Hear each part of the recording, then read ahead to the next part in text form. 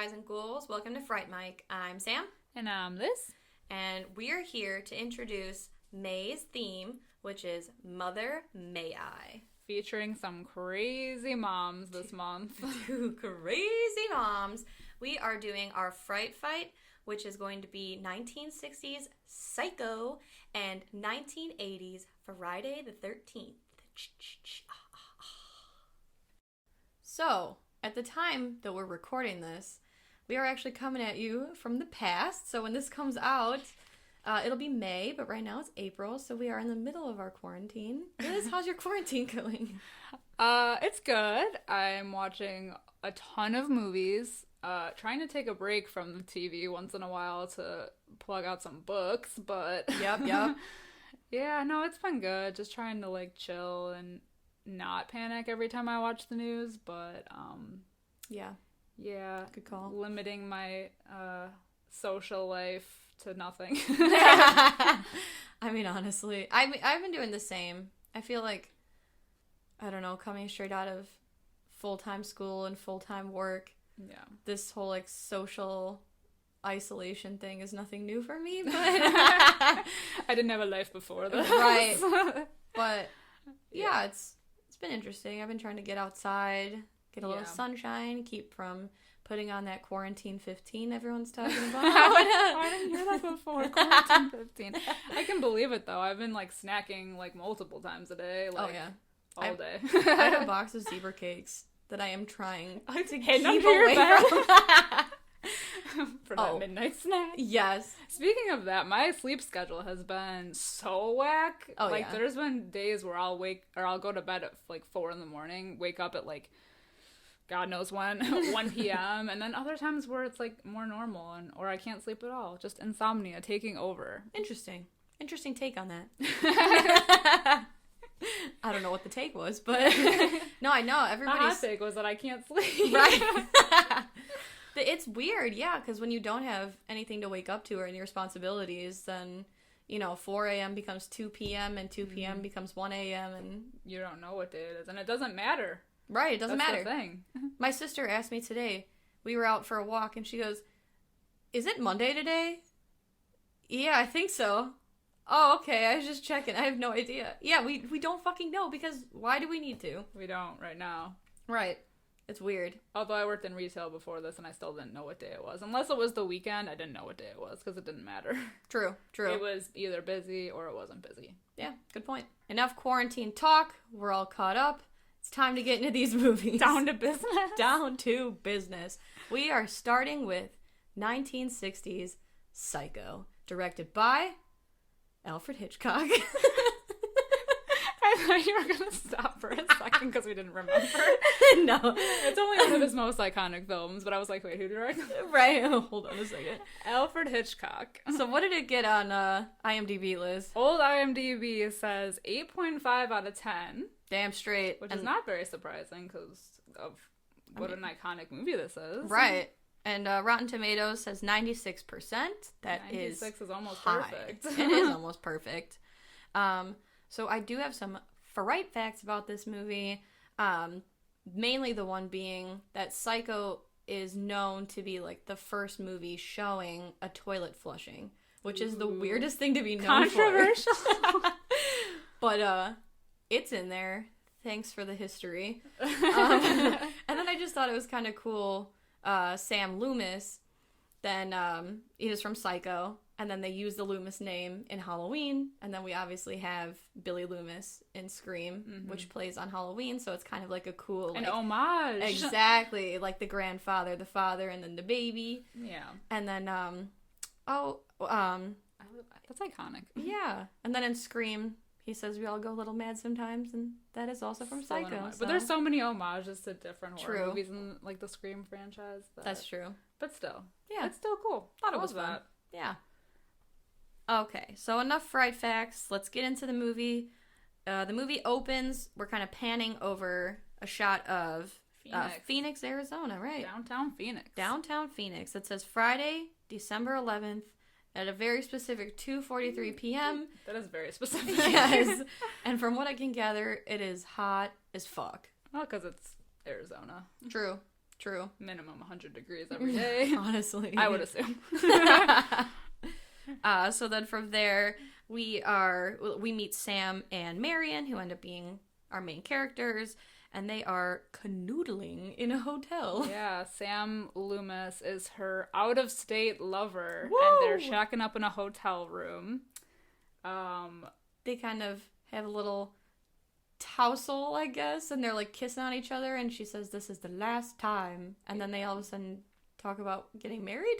But he doesn't have enough money to support that dream of hers, so they kind of just like leave it at that and go their separate ways. Yeah, I do like when he's like, "Oh yeah, we'll live in a shack, and then when I mail my alimony checks, you can lick the stamps." And she's like, "I'll lick the stamps." All right. Wife. Right. Cool.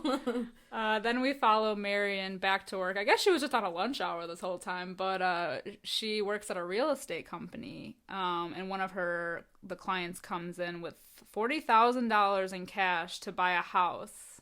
And let me just say that I wish houses were still $40,000. Honestly, I wish anything. I mean, $40,000 for a whole ass house, and he's carrying it in cash. And I like that he tries to solicit Marion, and she just stares at him. Yes. She, like, has the most fierce eyebrows, too. Like, she's just staring at him, but she looked like a bitch. She's after the wrong guy. Go with the $40,000 cash guy. Honestly. But her boss tells Marion to just put the money in a safe deposit box at the bank until Monday, just because he doesn't want that kind of cash laying around. So she immediately, conveniently, right, has a headache and says she needs to go home early. Typical woman, always getting a headache. Then we cut to her packing a suitcase. Very sloppily, may I add. She is. How dare you? Yeah, you're a lady. Pack like one. It's disgraceful. Well, she's like eyeing the money for like 5 minutes. Yeah. Like, should I, shouldn't I? But she ultimately ends up trying to she takes the money and basically hits the road.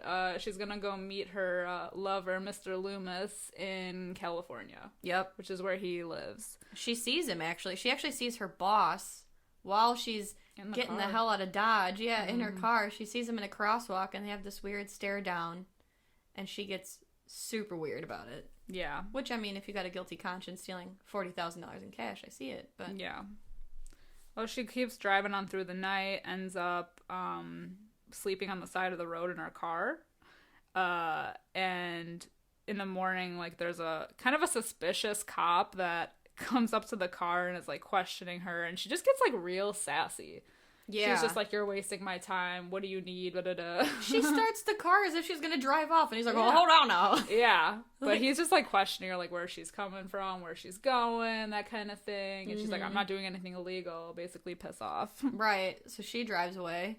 But like the fun thing about this scene though is that I love that even in the entire time she's in the car ride on her way I like that they have the like shots of like the voiceover of like what else is going on, like her boss and her coworker talking, and then her boss and her sister talking, like wondering where she is, and like her as she's like thinking about this, you can see her like facial expressions change. Yeah, and it's kind of cool. Like it's like a way to like you don't have to see the scenes while this is going on. It's like her thought process of what she thinks is going on. See, yeah, because I was gonna say I thought that she was kind of like role-playing it in her head, like, what, come Monday, what they're gonna say to her, and yeah, that was super cool. Yeah, like, she never came back. Right.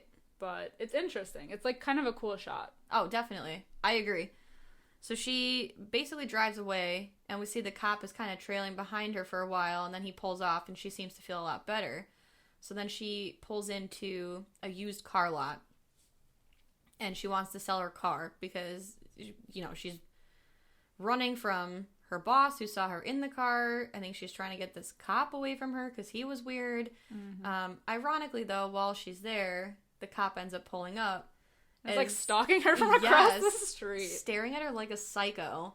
But she does, like, she's really weird with the sales guy who's like, "Oh, my first customer of the day is always trouble." And she's like, "Whatever, dude. I need a car. I'll take this one. I'll take anything. I don't even need to keep it. Just how much you want for it." And she buys a paper and goes to the ladies' room so that way she can hide the money in the newspaper in her purse, and she pulls out $700 cash because that's how much she's paying for this new car. Mm-hmm. So I don't know. She gives them the money and just like takes off. Yeah, essentially. Well, it's really weird too because the cop ends up, as she gets in the car, she goes to drive away. The cop pulls into the lot. And she almost forgets her luggage. She just wants to get out of there so bad. Yeah. And the cop... She's acting awfully suspicious. Yes. Like, they basically just have the cop get out to talk with the guys from the shop, being like, she was weird, huh? Yeah. Like, you think she's hiding anything? Like, what kind of person has that much money just on them? Right. And, like, why? But... So after that, she takes off. We see it's... Driving in the rain. Yup. It's raining pretty bad. It's at night. She ends up pulling into... the Bates Motel. Dun, dun, dun. Bum, bum, bum. I like that she's got to, like, sassily honk for service, too. Yeah. Because she doesn't... It looks like an abandoned hotel, but she... or motel, sorry. Ooh. She honks, and that's when we get to meet Norman. Oh, Normie. Who owns the motel. And he's kind of like a clever guy, like, upon... like first meeting him, he's like very clever and like funny and charming and just very nice to her. He's like geek chic. Yeah. He's like very nice. He's like, oh my gosh, this rain, it's horrible. You shouldn't be driving in it. Let me make you some dinner. We can have dinner at my house. So he offers to go make her dinner, and then we can hear him going back up to his house, and we hear another voice, Mama Bates. Mama Bates. She's like yelling at him, like, you're not, essentially saying, like, you're not going to bring this trash here to eat dinner. Yeah, literally. Off the streets. So then he feels bad, and he ends up coming back to the hotel with, like, a tray. Yeah. And, you know, he's like, oh, I feel bad. My mom doesn't want you in the house, but why don't we go eat in my office? Yeah. So that's when they have their, like, nice conversation, which kind of turns sinister when she starts mentioning about... Because, you know, like, Norman is talking about his, like, business there and his mother, and then it goes on to more, like, depth with how close him and his mother are, but, you know, Marion can see that he's being mistreated by her. Yeah, almost like burden, too. Yeah, so she's, like, kind of suggests that he should maybe put her into a home, and that's when, like, the mood shifts. Yeah. Where he kind of was, like... He's like basically like really institution. Defensive. Oh, yeah. You want me to put, you know, have you ever been in a place like that? And yeah. He gets real weird about it. He doesn't take kindly to that. No. But he does have time to mention that he really likes taxidermying. Oh, God. And he only likes to taxidermy birds. Yeah. So that's his whole explanation about the birds. Yeah. I just thought it was funny because then Alfred Hitchcock went to make the birds. Oh, or was the birds before this? I didn't even think about that. Yeah. So then Marion kind of feels the mood shifting, so she decides this would be the perfect time to go to bed. Right. So she slips away. She also, in this scene, because when she first checks into the motel, they have that registry, and she signs her name as something else. It's, Maria... Simmons? Something. Yeah, something. But... He asks her, oh, you know, have a good night, miss. And then she says Crane. I think it was Marie Samuels. That's what it was, yes. It was, yeah, okay. Mm-hmm, yeah. Marie Samuels, yeah, but she says that her last name is Crane. And he notices because he immediately checks the register and realizes, oh, yeah, she's running from something. Uh-huh. So she goes to bed. Well, no, she doesn't go to bed. Well, she goes in the room, yes. Presumably to go to bed. Yes, because then he gets like, he was already kind of creepy before, you know, with the taxidermy and the mommy issues and all that. But then he takes a portrait off the wall and he puts her in suite number 1, which shares a wall with the office. So he's watching her undress because she's going to get ready. In the wall. So she's basically just undressing to get in the shower. Yeah. As if it wasn't creepy enough. Wait a minute. Before that, though, remember she's writing down, she wrote like $40,000. Yeah. Minus 700 because apparently math is hard. And then it is hard. And then she tears it up and flushes it in the toilet in the iconic historical toilet flushing scene. I love how you had to point that out. I know. You had to trail it all back to the Fright Fight. I had to. The Fright Fight coming hot. Oh, man. But anyway, so we find her in the shower. The iconic shower scene. 48 minutes into the movie, and we get the best point of view shot inside the shower. she's in there, and then we see an outline of a figure opening the door, and then stab. Oof. It's so just, many stabs. She rips that curtain back like it looked at her all wrong, and just, basically goes to town on her. And Marion is dead. Yeah, which is crazy, because, I mean, that's, like, the thing that made this movie so iconic and crazy, because she, I mean, it's almost an hour into the movie, but she was the main character. Yeah. I mean, and they killed her off an hour into the movie, and now everyone was like, well, what is this? Yep. I always remember that, too, being in school. For some reason, I always took, like, English school, or English class, and, writing stories and stuff, and they always said it was a bad idea to kill your main character. But it works so well in this movie. Yeah. And she dies halfway through. Because then everyone's, like, confused, and they're like, well, where do we go from here? Exactly. Which is exactly what I thought when I first saw this movie when I was younger, and I was like, oh, I guess that's the end of the movie. Right. Wow, this was a short-lived movie. But no. So, then we see Norman running down from the house. He finds the body, flips out, and just grabs a random mop and bucket. Yeah, he really gets in there. Like, he's been doing this his whole life. Like, oh, not another one. Right, he's like, God damn it, mother, you son of a bitch. You've done it again. He cleans up the body, wraps her in the shower curtain, is mopping up the blood in the bathroom, and stuffs the body into the trunk of the car that she had, and her suitcase, and the most devastating part, the rolled up newspaper with the money in it. I know. He doesn't even look at it. He just Such throws an the idiot. paper in the trunk. Why wouldn't he think, like, wow, this newspaper feels oddly heavy and stuffed. I think I'll look at it, but No. hey, whatever. Hey, man, he's too busy cleaning up bodies. He Right. doesn't have time for that. Picking up after mama. So he runs it to the local swamp, which is behind the hotel. Very convenient. So convenient for the body dumping. Literally. He just drives the car into the swamp, and no more Marion. No more Marion No Crane. more evidence. Nope. Well, he thinks. But we'll save that for later. He thinks. Cut to a shot of Sam Loomis writing on Sam Loomis Hardware Stationery. How very cute.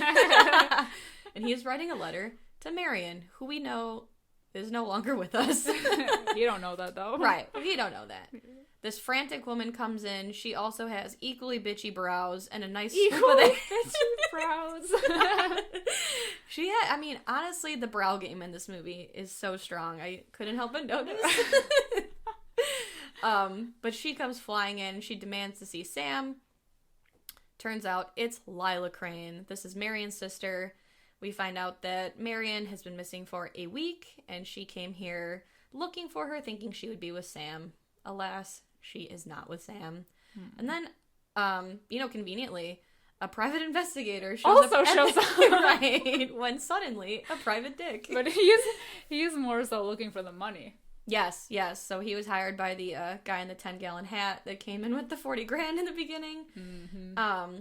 Looking for the money. Yes, he's looking for the money. Nobody's got answers, though.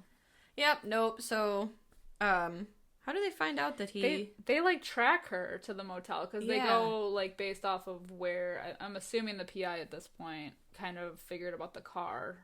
Oh, yeah. I don't know if they really go into that, but he goes... They cut away to the PI going to the motel. Yeah. And he's kind of asking questions. He asks to see the registry book. And Norman's, like, fumbling around. Right, he gets, like, real stammery. Also, side note, he is wearing the most adorable sweater. But that's neither here nor there. The fashion in this movie. I know. But, Dapper Dan is fumbling over his words. And He's nervous. Yes, he's got sweat on his brow.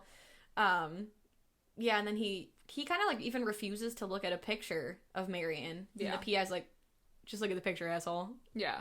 Well, then he also asks Norman, he's like, is she paying you to hide her? Yes. She wants to disappear. Yes. And he was just like, no, I don't know what you're talking about. Right, never heard of her. And then he notices that there's a house up there, and he thinks that maybe she's hiding up there. Norman, mentions that his mother lives up there, and then all of a sudden he gets, like, real interested. The PI gets really interested in the mom. Wants to talk to her. Exactly. And that's when Norman's like, you know what? I think it's best that you go. I don't want to talk to you anymore. Right. And I think he even mentions, like, oh, so I assume to see the house, like, I'll have to have a search warrant. And Norman's like, yeah, just Yeah, go. you will. Yeah. Yeah, pal.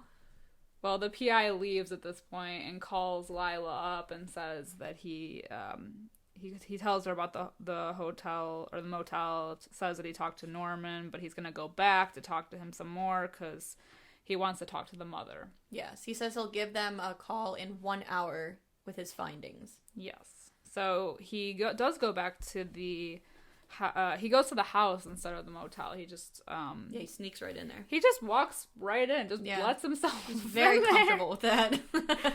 But this is like the next iconic scene in the movie where he's kind of like he lets himself in. He goes up the stairs because he hears like talking from upstairs, so he's gonna go question Mama Bates.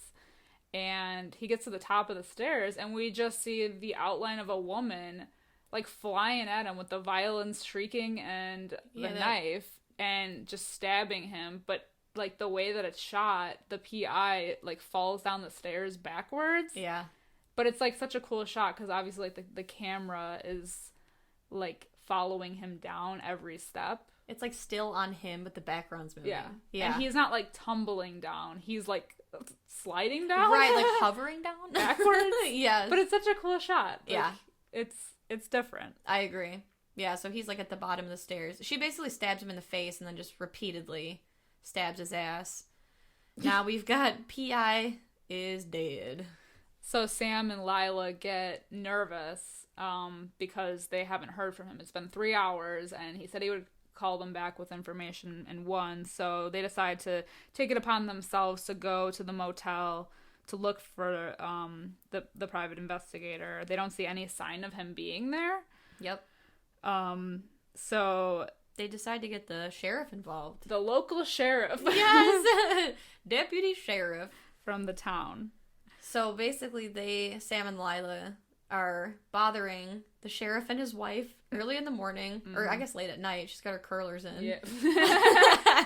But they are talking with him, and they're insisting that he calls up to talk to Norman Bates. And, the sheriff's like, at this hour, and Sam was like, I was just there. He was, farting around. He's up. Yeah. So they call him, and they don't really get any information from him.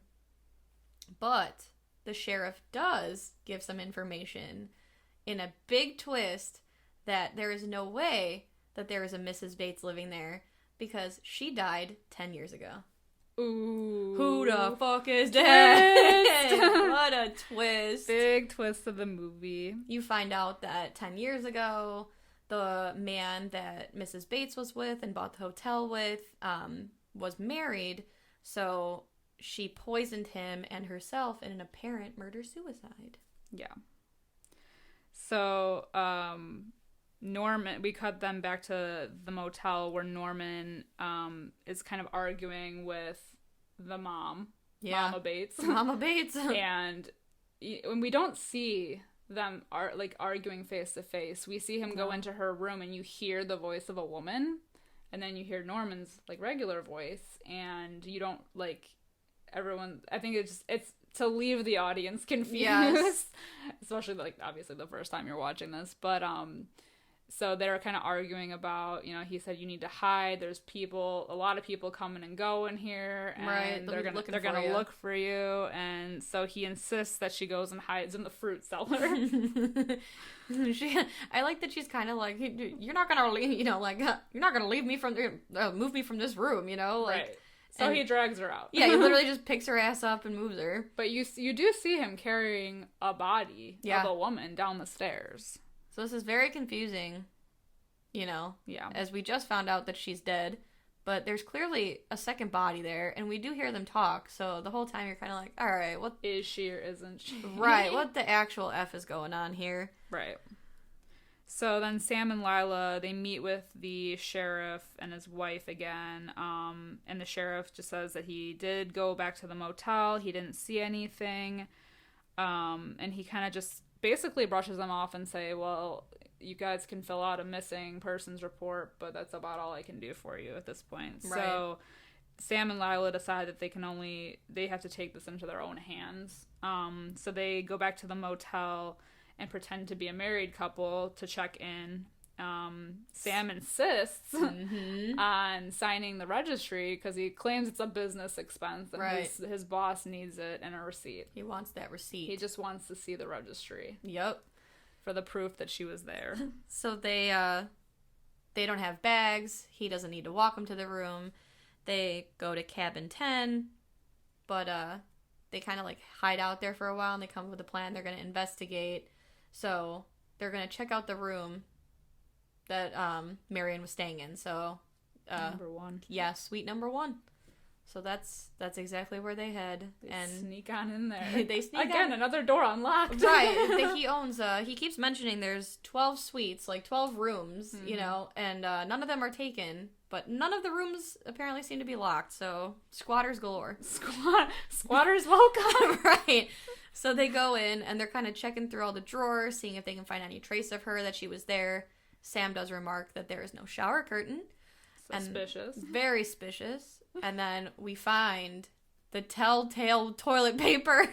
Literally, Lila pulls out a piece of paper that did not get flushed in the toilet, and it shows the 40,000 minus 700. So it proves that Marion was there because she had the $40,000. So now they know something went down.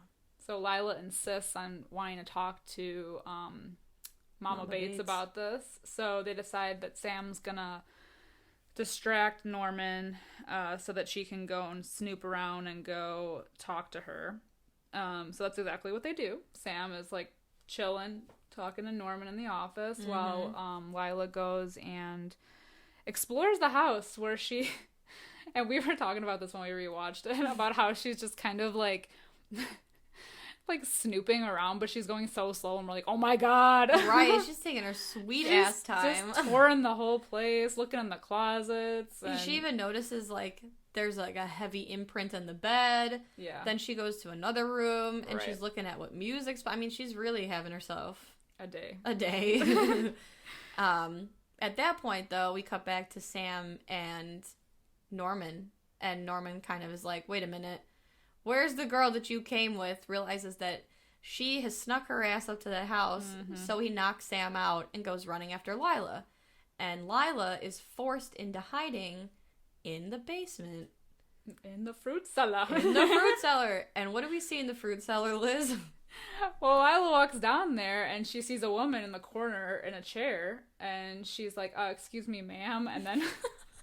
turns that chair around, and it's it is Mama Bates, but she is definitely no longer with us. She has seen better days. It's like a skeleton. I guess it's like freeze dried, like a well preserved skelly. Yes, yeah, she is kind of freeze dried. Yeah, it is. She's not completely decayed, but she is not looking so hot. Yeah, she looks like a raisin with a wig on. Yeah, it's like a weathered raisin. And then suddenly out of nowhere, you just see Normie running out of the corner of the basement with a dress on and a knife. And a wig. Jumping at Lila, and then we see Sam tackle him from behind. Yes, so they have definitely got their guy. The next scene contains one of the best characters maybe in cinematic history. I agree. It's this, like, cop, I guess? He's like a very... I mean, this movie was made in the 60s, but I feel like he's just a very cookie-cutter, like, detective. Right. So you see what's going to happen. It's a different detective from the beginning, but it's... He like... he's the one that ends up questioning Norman at the station. Yes. But he's just so sassy. He says, like, the craziest things. Like, Lila at one point says, so did he kill my sister? And he goes, yes. And no. I'm sorry, what? Like, did he or didn't he? And he goes in this whole thing about how Norman doesn't exist anymore, how it's all his mom, and kind of like the whole psyche. And I like that he keeps calling it the mother half, because I just keep thinking of, like, other half. Yeah. But, he basically says that the mother half of Norman told him the whole story, and goes into the whole thing about how his mom was so dependent on him, and when she got this boyfriend, he felt like he was being cast aside, so he actually killed them both. Yeah. So it was not a murder-suicide. It was Norman, and then he couldn't handle what he did and being alone, basically. So he... wanted to keep her memory. Yep. So he dug her ass up, because he mentions that there was just, like, a weighted coffin where she should have been buried.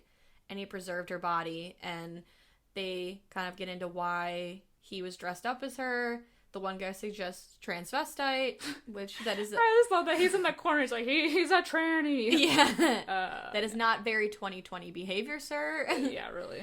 But they're basically like, no, because he was doing this not because he got off on it, but to, like, preserve her memory. And they kind of just talk about that and how the mother half is now taken over. And then we do actually get to hear Mama Bates talk. Yeah, because then it cuts to Norman, sitting there.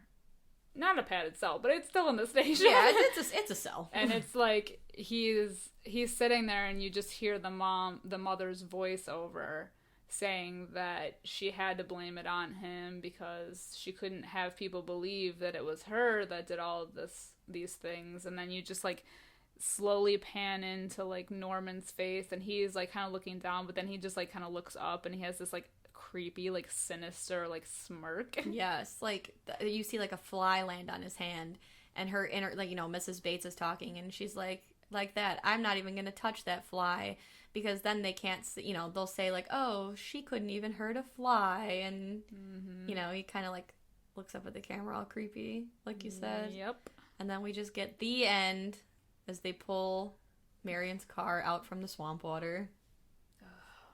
It's such a good movie. It's such a classic. It's a classic for a reason. If I were to give it a rating, which I will, I would give it a 5 out of 5 because it's like I said, it's a classic for a reason. It holds up. Everyone I'm sure knows the twist. It's been spoofed. It's been done. But it is old. But it's old, and I just feel like it got people. Yeah. It's still, like you said, it's a classic, and it's a classic for a reason. Yeah. I would also give it a 5 out of 5. It's kind of like, it's bulletproof. It's really hard to kind of touch it and pick it apart. And I think it's interesting, too, that Alfred Hitchcock actually liked the score so much that he doubled the, what is it, a composer? Mm-hmm. He, like, doubled his salary.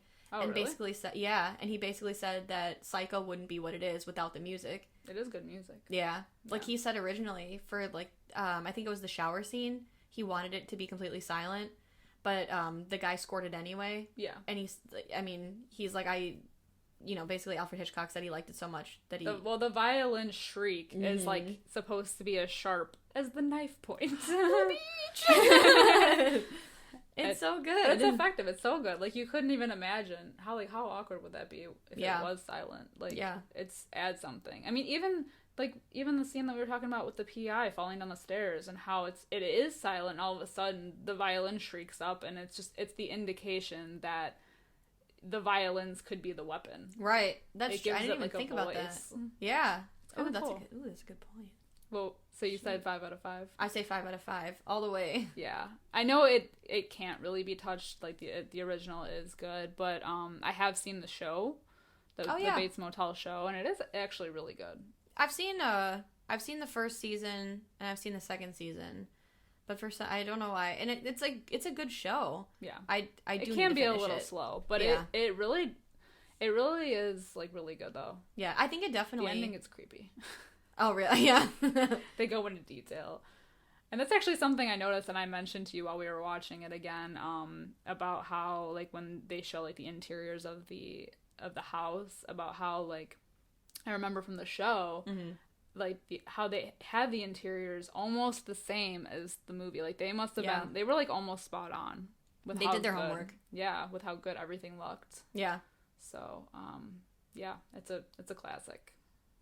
So next up, we're going to be talking about another crazy mom. Mama Voorhees. We're going to be talking about the original Friday the 13th, which came out in 1980, and it currently has a 6.5 out of 10 on IMDb.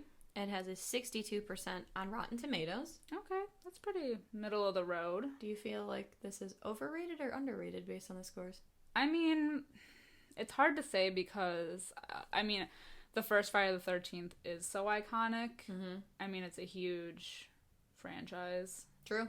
So, I'm surprised it's not a little bit higher. Yeah. But I feel like now that people have seen, or the people that have seen all of them, know that maybe this isn't their favorite.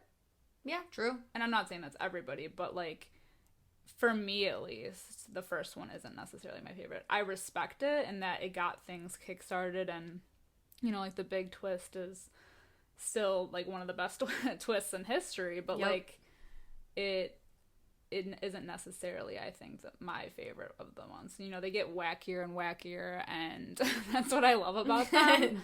But, so I don't know, I guess maybe the middle of the road isn't bad. I think people just realize that it wasn't the best. Yeah. Even though it's still a classic. It is definitely a classic. I think for me, I think it is a little underrated, but, like, I mean, I wouldn't, like, rate it too much higher. I guess I'd put it at, like, maybe a 75%. Yeah. Because it is, I mean, at least to me, it's, like, an iconic slasher movie. And, you know, the first ones are always going to be, I think, more immortalized than maybe some of the, like, the ones that follow. But, yeah, I think middle of the road's pretty decent. Yeah.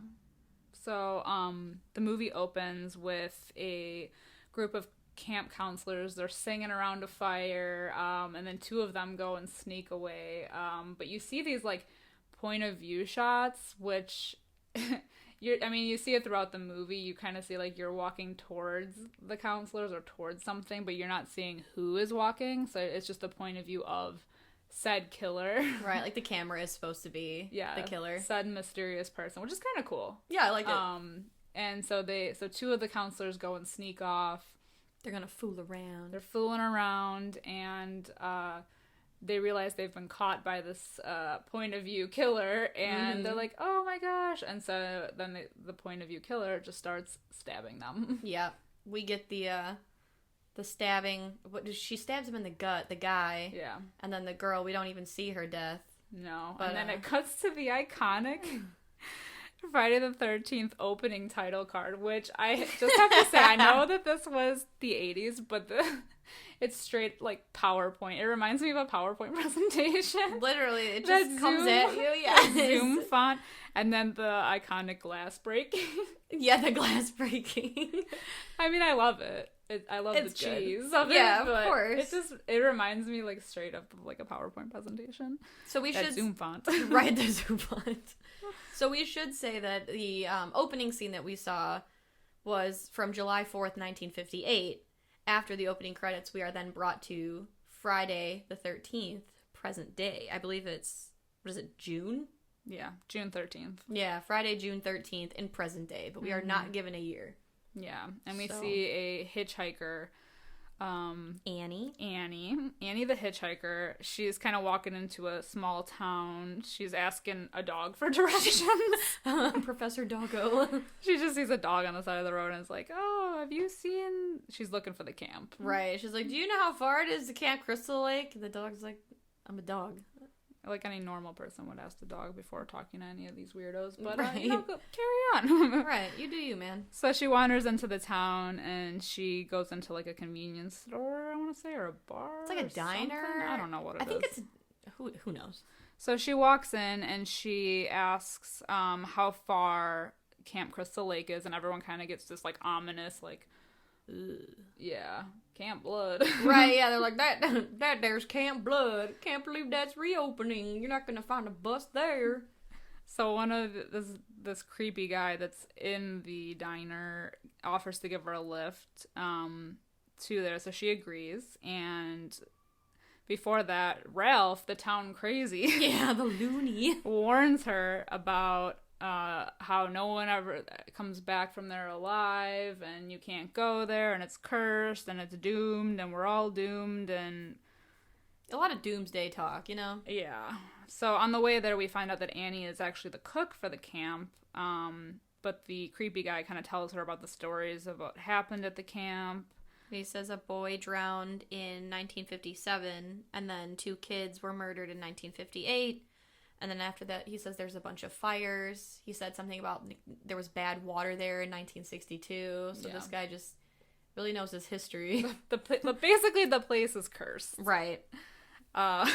He basically tells her, he's like, you know, just quit. Don't go there. And she's like, I ain't afraid of no ghost. Yeah. And LOL, it's not a ghost she should be afraid of, but she don't know that. So then it cuts to the rest of the counselors that are going to be up there for the summer. They're all kind of meeting for the first time. We have Steve, who's like the owner of the camp. Yeah, I guess. Owner? I don't know. He's like in charge of the place. Mr. Mustache, as I like to call him. The curly-headed mustache guy wearing the jorts. I mean, they're all wearing jorts, but this is the 80s. He's chopping wood. Then we meet Alice, who's helping him out. But they all kind of meet, and who do we have? We have Jack. We have Jack, who's played by Kevin Bacon. Kevin Bacon. His girlfriend Marcy. And then who's driving, Ned or Bill? I think it's Bill, because it's Bill and Brenda in the car. Okay. Yeah. And then we find out that there's another guy named Ned who's kind of like the jokester of the group. He's a real wiener. So basically Alice shows them where they can they can get changed, and then we see how handy she is. Alice is a woman of many talents, because first we see her fixing a gutter. Then we find out she has poor taste in men because she talks about hooking up with Mr. Mustache. And then he convinces her to stay for a week because she was originally going to leave to go to California. Yeah. And then doesn't she have drawings? Yeah. And he's like, you're really good at this. Yeah. So we find out Alice is really like a multifaceted lady. Right. She's really interesting. But the counselors, so they're getting all chummy. So we cut back to Annie, who at this point she got out of the car because the creepy guy dropped her off, but she gets into another car to hitch like even further down the road because I think he could only take her a certain point. Right, he like drops her off by a cemetery and then she gets picked up by a Jeep. Yeah, a mysterious Jeep. Again, we don't see who's driving it. You just see Annie kind of like making small talk with the driver. We see like the camera point of view is from the driver's seat, so you don't really see who it is. But Annie's like, "Oh, I think you passed it. I saw the sign back there." Yep. But the driver just keeps on going, and so Annie does a tuck and roll. She does a barrel roll. Does a barrel roll out of that Jeep into the woods because she realizes that they ain't slowing down. She hurts her leg in the process too, so she doesn't really run away. More limp away. Yeah, she really like gallops away. Yeah. And we see the point of view of the driver walking into the woods and I guess then just slits her throat. Yeah, she kind of like cuts her off at the pass and slits her throat, and Annie is no longer with us. No cook. Nope, she never made it to the kitchen. I don't know how they're gonna eat. Right. So after that we see Mustache Steve. He fucks off into town and leaves the camp counselors to kind of like set things up. Yeah. And they're kind of swimming. Yeah, and general tomfoolery. Yeah. We Kevin see Bacon is in a tiny, first of all, Kevin Bacon thirst comments will be coming. So yes, he's wearing the tiniest little Speedo and it is so cute.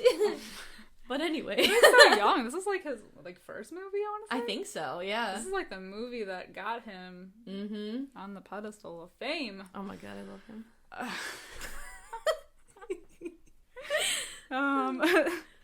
So they're fooling around. They're swimming, and we just see like the point of view shot of a stranger spying on them from the woods. And then Ned, the prankster of the group, pretends to drown. And first of all, they're all the worst.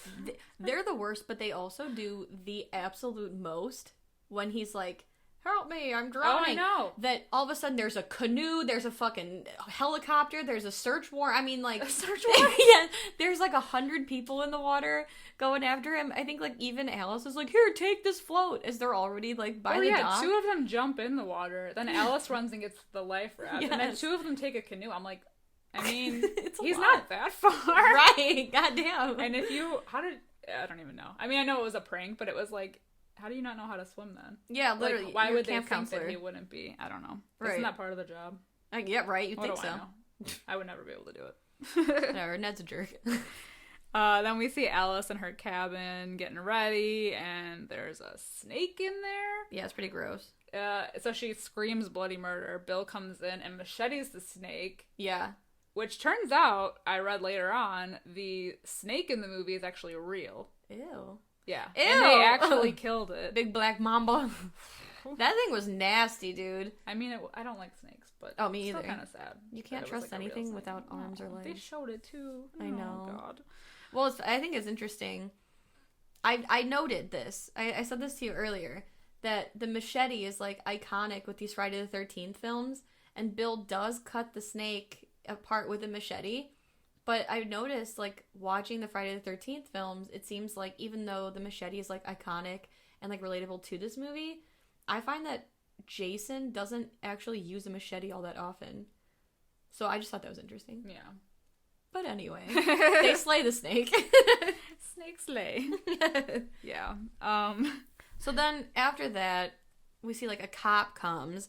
And this is, like, I don't know, it's, like, super weird because he comes and he's on his little, you know, motorcycle and he's questioning them and he's asking if they're all on dope. And Very suspicious and forward on him. Ned's dressed up, like, in basically, like, an Indian headdress, and the cop keeps calling him Tonto and Cochise and, like, I don't know. It's but the cop was there looking for Ralph. Yes, he was looking for the town crazy. The town crazy. Mm-hmm. The guy, the doomed guy from the beginning. Yeah, they were like, oh, he's missing, and I don't know who's been looking for him, but apparently it was a big deal. He wandered off, and they couldn't keep track of him, I think. Yeah. I don't know. So the cop gets called away, and, then it cuts back to Alice, now prepping in the kitchen. yeah. I'm starting to think that Alice is the only one that does anything around here. She's the working horse. She's prepping in the kitchen, opens the pantry to get some ingredients, and crazy Ralph wandered on into the pantry and is just there. Right, he's just hiding out with all the food. Spouting some crazy nonsense. Still spouting. He's still going on about how the place is cursed and they're all doomed and they need to get out of here and blah blah blah. So yeah. Yeah. And then he he just fucks off on his bike. Yeah, he kind of just goes, and then it cuts to, like, Ned, the prankster. He kind of wanders off, and he sees, like, a figure of a person going into, like, a random cabin, so he goes in and follows them, and then just, like, never comes out, and we cut away from that. Yeah.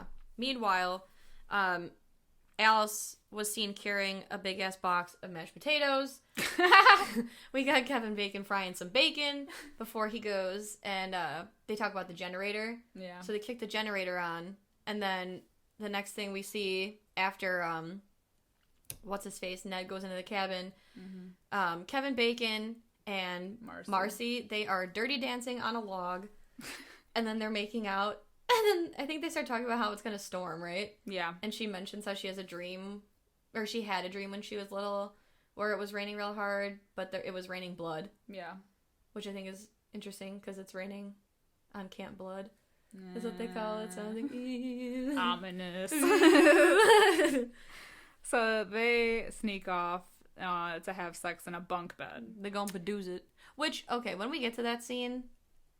I got questions, but okay. I got a lot of questions because at first I didn't realize it was a bunk bed. Right? I mean, it does matter because I was going to say not that it matters, but it does matter because my next point is that there's a dead Ned on top.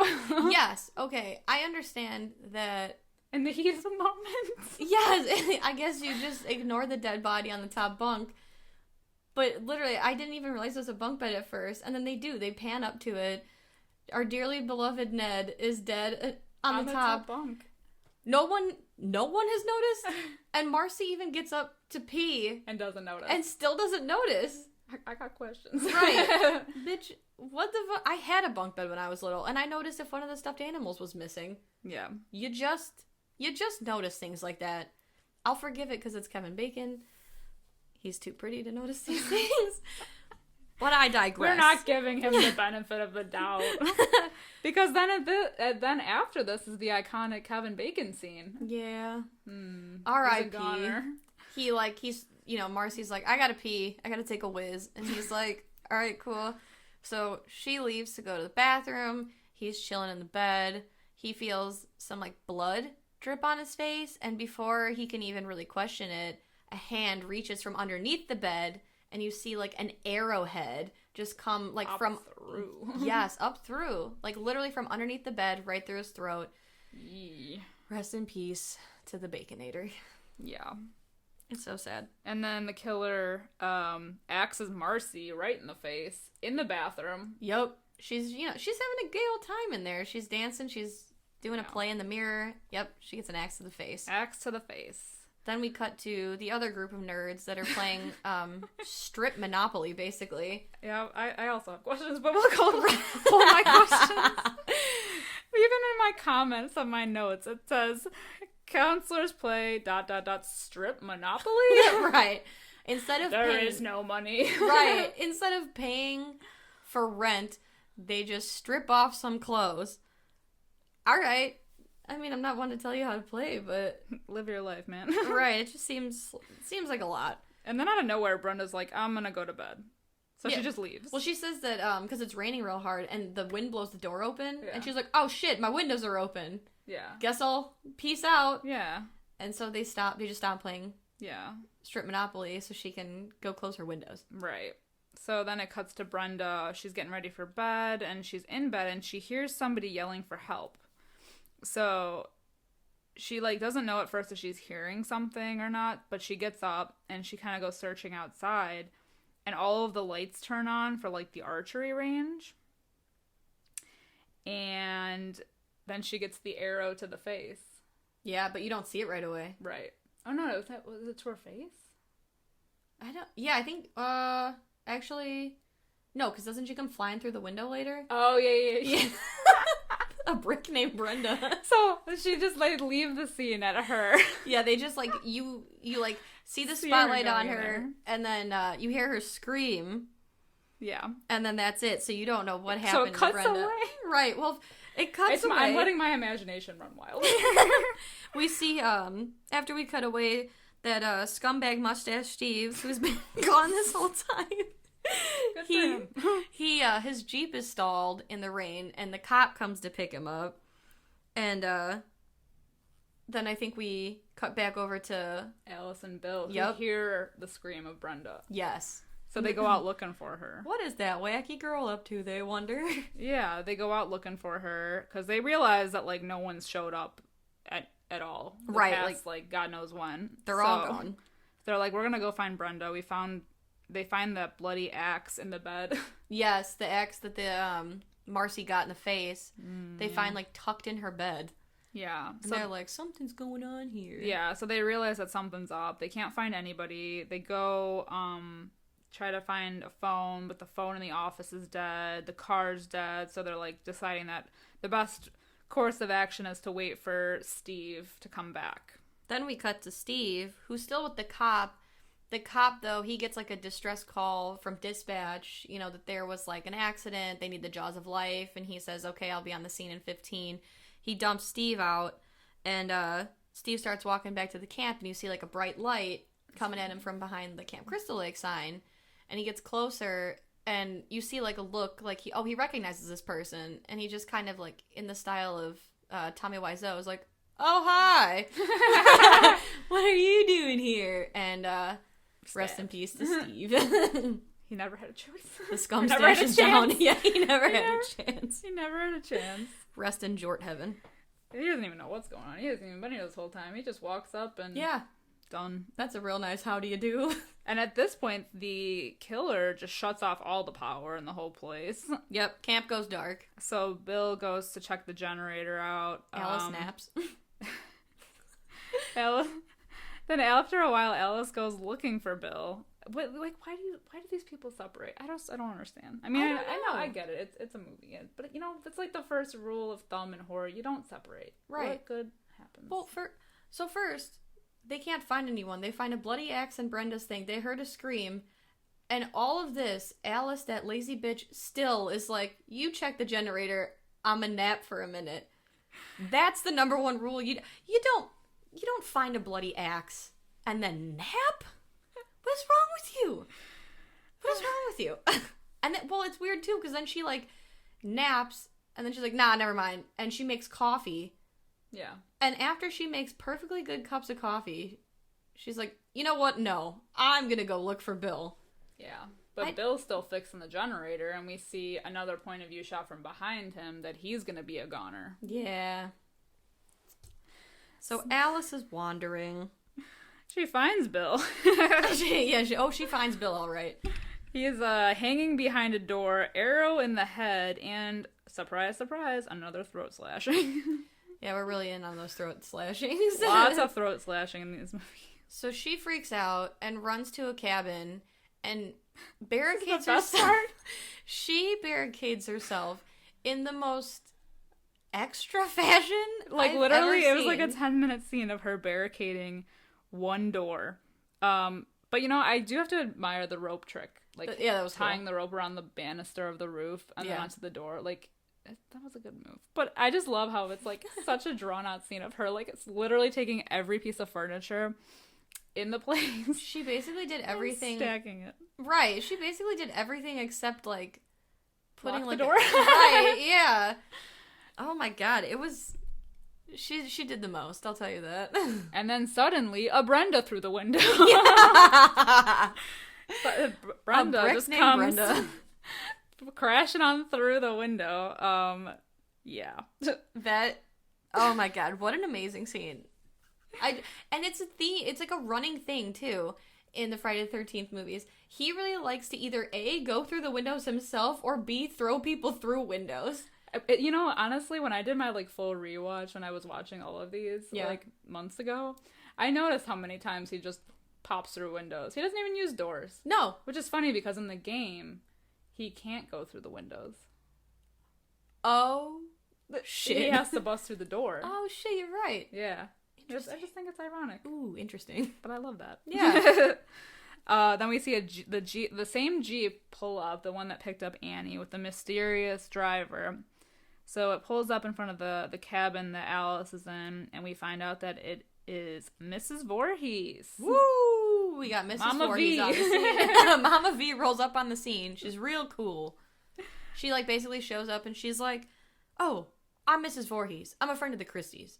Forgive me, I've seen this movie a few times. I don't know who the Christies are, but she throws that name around a couple times. Because it's Steve Christie. They're the ones that own the camp. Oh. And she just worked there. Oh, and that's why Steve recognized her. Yeah. Was like, oh, hi.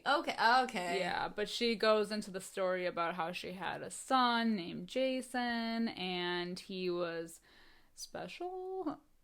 Yeah, he wasn't a very good swimmer. But he wasn't good at swimming, and he basically drowned in the lake because the camp counselors weren't paying attention. They were too busy canoodling. They were canoodling. And she was working, too. She said she was working. She was the cook. Yeah. Which I found ironic, because she killed the cook. Exactly. But, like the first one. Yeah.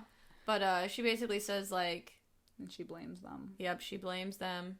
And she says that today is Jason's birthday. Mm-hmm. And she's definitely making it a very special one by killing everyone. Mm-hmm. And then you find out, I mean, she's like a real wackadoo.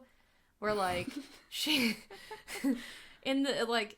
It's interesting, because we just talked about Psycho, where it was a son who was pretending to be his mother and had, like, an inner dialogue of his mother. Yeah. And now we've got Mrs. Voorhees, who has an inner dialogue of her son. And this is where it all comes into play, everyone. Exactly. So she's kind of like, you know, kind of like run, piggy, run. Kill her, mommy. Kill her, mommy. So Kill her. it's really weird. So Mama V goes after Alice with the knife. Alice runs to the car, the Jeep, and finds Annie inside. Yeah. And then she sees Steve hanging from the tree. Yeah, her dead friends just literally just start popping out of nowhere. Yeah, this is like, I mean, up until this point, it was like a little bit slow-ish, and then all of a sudden she just finds all the bodies all at once. Yeah, literally. Just out of nowhere. So she's, you know, Mama V is doing that whole, like, kill her, mommy, don't let her get away. And then she's like, I won't, Jason. And, yeah, she's a real crazy bitch. So I love that she, like, bitch slaps her. Yes, okay. She turns the generator on, finds Alice, and then pimp side and palm side slaps her several times. Yeah, it hits her once with the pimp side, then with the palm side. Oh my god. Yeah, she just slaps the shit out of her. And then, Alice is holding a gun because she was trying to find ammo for it, but doesn't, find it. So she uses the butt of the gun to hit Mama V in the balls. In the groin area. And she goes down. So Alice runs away. And I thought she went to her cabin. But no, I think she goes in the pantry. Yeah, she hides in the pantry. She hides in the pantry. Mama V finds her, and she's like smacks her in the head with a frying pan. Mama V, first of all, when she finds her, she pulls a "Here's Johnny" and axes the door down. Yeah, then she gets the pot to the head.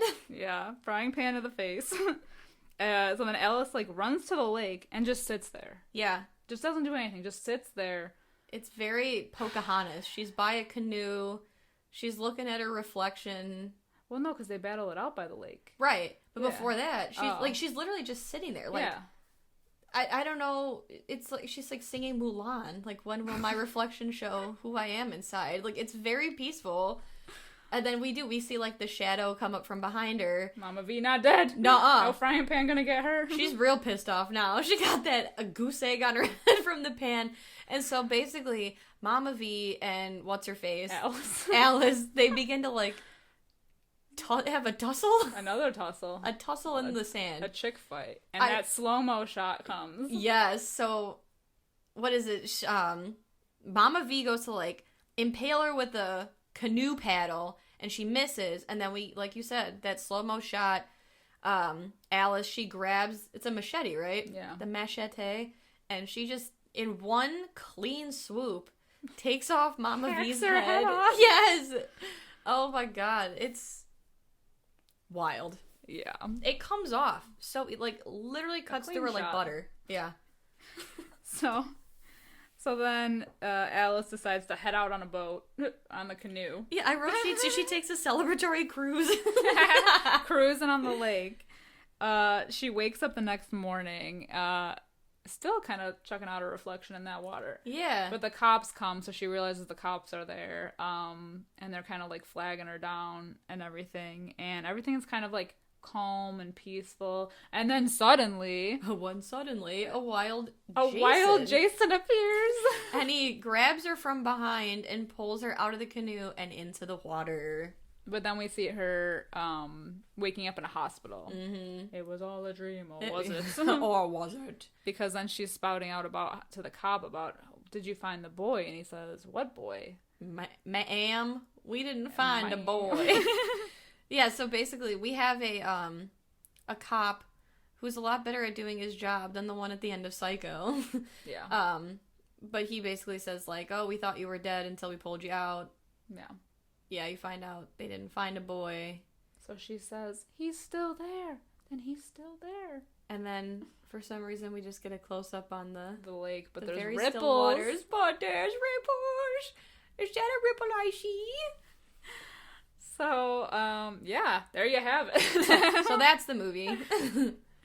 Like I said in the beginning, I obviously I respect this movie. Yeah. I do love it. And because of that, I'm going to give it a 4.5 out of 5. I agree. Yeah, I definitely agree. I was actually very lucky.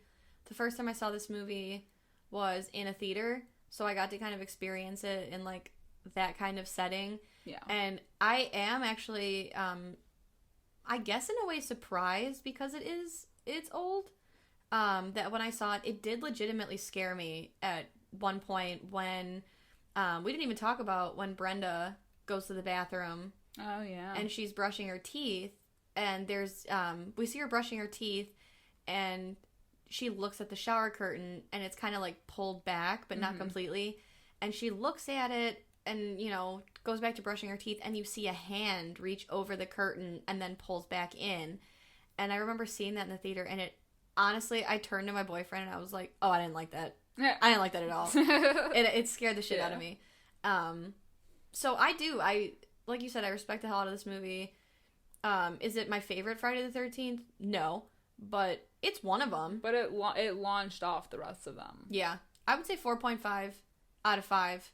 is an accurate score. It's one I would give it to. Yeah, and I still enjoy watching it. The reason it's not a 5 out of 5 is just because it's not my favorite. Right, and I mean, you know, and there are things you can pick apart. It's not like it's not a perfect movie. Right. Oh, no. It's not without its faults, but it's still good. Right. And, you know, I have to give it the extra half star for Kevin Bacon and the Speedo. Otherwise, it would have been a 4 out of 5.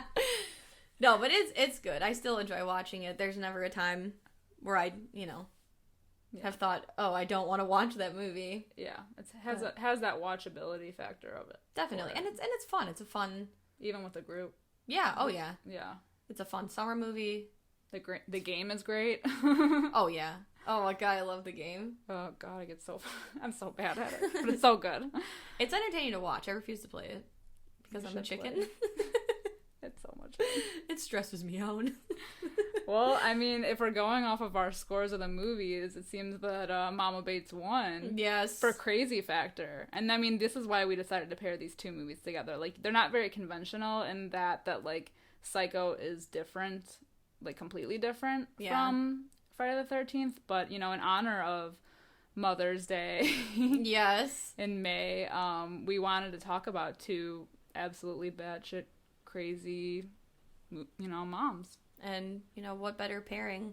Like I said before, it's just, it's kind of, like you said, an unconventional pairing, because the movies are very dissimilar, but you know, you've got the mother-son relationship that is equally fucked, because on one hand, you've got a crazy mom who can't let go of her son and is pretending to be her son, and then on the other hand, you've got a son who's mentally unhinged and can't let go of his mom. Right. So, in that respect, these movies actually are pretty similar. Yeah. In that way, yeah. It's pretty cool. And I love that. Yeah. But let us know what you guys think about both of these movies. Do you agree with our comparisons? Yeah, which one is your favorite? Who do you think's the crazier mom out there? Tweet at us. Fright Mic podcast. Hit us up on Instagram. I got funny memes for you on Instagram. Fire memes coming your way. Yeah, let us know. Like, comment, subscribe. Yeah, until next time, I'm Liz. And I'm Sam. Rest in peace.